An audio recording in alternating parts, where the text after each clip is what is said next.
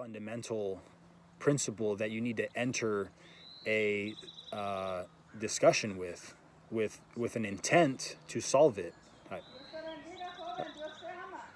No español.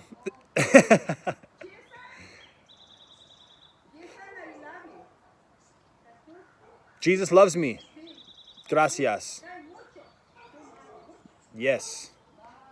Bye-bye. Jesus loves me. So, you have to have the flexibility to sit down and go into the inner workings of what's been happening. What could it have been that caused you to feel that way? What was your reaction this time in dealing with that external force? Ultimately, you want to always look inward and say, okay, this happened to me, but I don't have to react this way. If this is what I'm seeing and this is how I'm perceiving a situation, and the way that I'm perceiving it is negative, whether it creates fear, distrust, anger, resentment, whatever it is, if those emotions are being triggered by the way you're perceiving a situation, you need to shift. You need to auto-correct yourself and say, I'm going down a negative path and I need to flip a switch and look at this same situation through grateful eyes, through, wow, you know what? Maybe it's not the best ideal situation that we're in, but I'm grateful that it is what it is, and that's just like I said, a fundamental lens that we need to view the world through if we plan on being happy. Because again, going back to 17, 18-year-old Billy, where I'm like, fuck, I don't want to be broke. I need to get into sales. Sales is like the one chance for me. Like, I'm not going to go to school and sit in a classroom for 8 hours a day and just not participate in this marketplace. Like, there's opportunity here, and it's time to move, figure it out, get grimy, just learn. And so, again, years and years and years in the marketplace, and I am not balling. Like, I'm not rich. I've survived. I've definitely survived.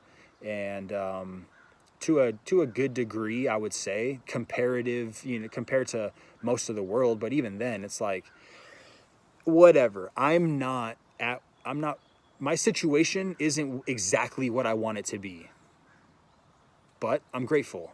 I'm grateful for what it is, and I move forward with an intent to create a reality, knowing I'm not there yet, knowing I may never get there, but the attitude that I'm viewing my life through is it's with gratitude. It's with gratitude. And that's how you stay sane. My dad, and I would get on these rants when I was a kid. Like, I would actually get angry at him that, like, he wasn't on his hustle. He wasn't on his business shit, Like, he worked at the post office, and he used to work nights, and he would work, 40, 50 hours a week. We had the house. We had, some cars. We had vacations, this and that. But I got, at a younger age, I got exposed to, like, a different level of life, and bigger houses, better cars, more vacations, just this mentality of, like, abundance. And then I read Rich Dad Poor Dad, and I just started connecting all these dots, and it created a lot of turmoil inside of me, because I'm just this young kid, that he's raised. And I'm bucking back, like, dude, why haven't you, like, started a business? Why aren't you making tens of millions of dollars? Why aren't you this? Why are you just working at the post office, And, like, that's just me filtering the information that I was seeking through a 17 or 18-year-old filter, And, yeah, it came out, and probably not in the way that it should have, but he was always this voice. He was always this voice of, mijo, just be grateful. Like, that was one of his downloads into me, just mijo, be grateful. And, you know, he passed a few years back. But every time I feel myself getting this like frustration or, you know, being impatient, or that was another thing, you always be patient, you know, be patient, be grateful. And we all need that. Whenever we feel, no matter what, even if you're right, even if you feel you're right, the other person's wrong, no matter what the circumstances, if you're feeling these negative emotions, and that's resentment, anger, fear, doubt, worry, all these things, you know, you gotta manually trigger yourself to get off of that and start looking at what's grateful. And again, tying it back to 17 or 18-year-old Billy, I'm like, sales, like that's where it's at. That's where it's going to be. That's going to be my thing. And I sucked. It was horrible.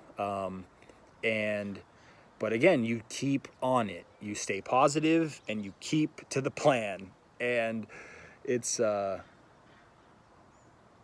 going to, you know, you may never achieve what your ideal, what you expect life to be. You may never achieve that. So you have to be grateful, be patient, have your vision of what you want and make steps towards that for sure. And if you're not making steps, definitely shift gears.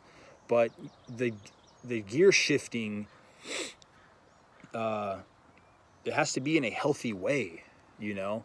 And it's too easy for people to go down destructive paths when looking at a situation and perceiving it perceiving it as if there's only, we do this or we do that. It's like, no, there's 100 different ways that we could do this. And you can't be rigid in getting shit done. You have to be flexible. So that's it.